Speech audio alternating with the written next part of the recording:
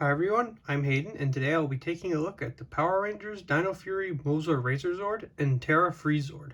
Each of the Dino Fury Zords are numbered. I looked at the first three in my first Dino Fury video, and these are the 4th and 5th Zords. And we will be looking at the Mosa Zord's Mosasaurus mode first. And it looks pretty stupid. It literally just looks like a guy lying down. All it can really do is open its mouth and move its little arms. And then there are these things, which are the fists of the giant robot. They show up in the show like once, and they didn't do anything, so I don't know. Now let's transform it into battle mode.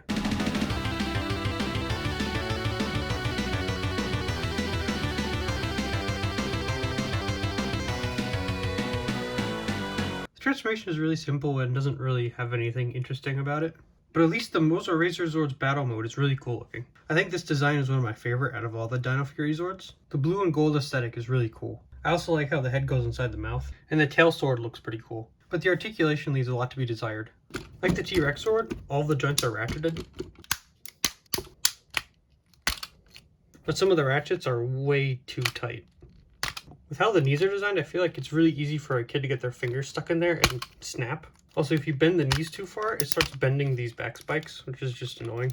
And the hips, you don't really get a lot of articulation either. You just get one click, and then maybe one or two if you go that way.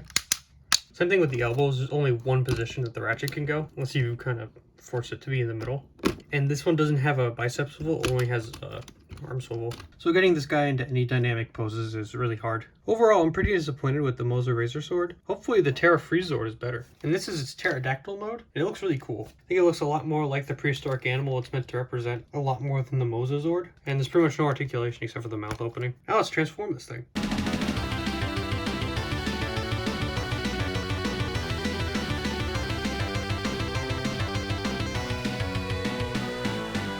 And this is the so-called egg mode.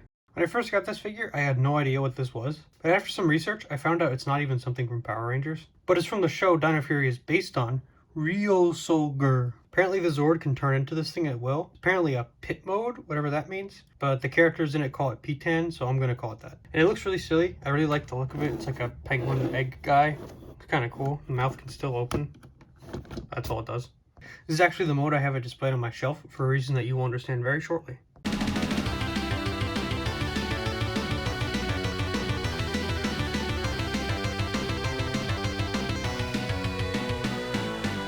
And the Ptera Free Zord's battle mode is my favorite looking Dino Fury Zord.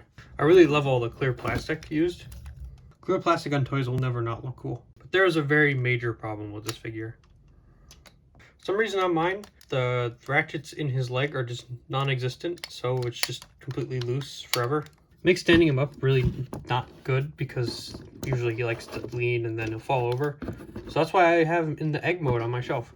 Other than that, all the joints are really nice, but it still doesn't have a bicep swivel and arm swivel. Now both of these Zords can combine with the T-Rex Champion Zord, and I'm going to quickly go through most of these. First up is the Ptera Rex Zord. It's pretty much just a T-Rex with wings. Next is this formation from the back of the Mosa Zord's box. And finally, we have the Dino Fury Primal Ultra Zord. And it's so big that I can't even really fit it on camera.